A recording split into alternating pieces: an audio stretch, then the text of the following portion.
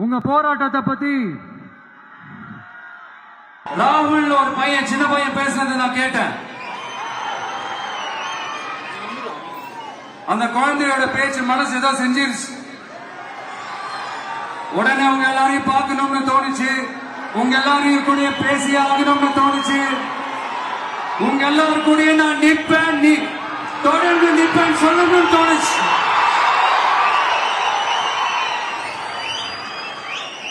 ஒவ்வொரு வீட்டுக்கும் ரொம்ப முக்கியமானவங்க அந்த வீட்டுல இருக்கிற பெரியவங்க தான்.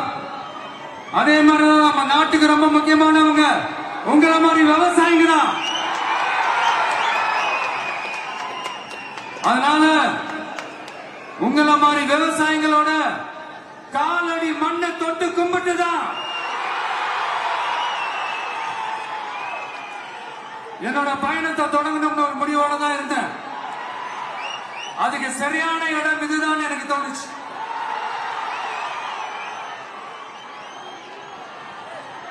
என்ன உங்க வீட்டுல இருக்கிற ஒரு மகனா என்னோட கள அரசியல் பயணம்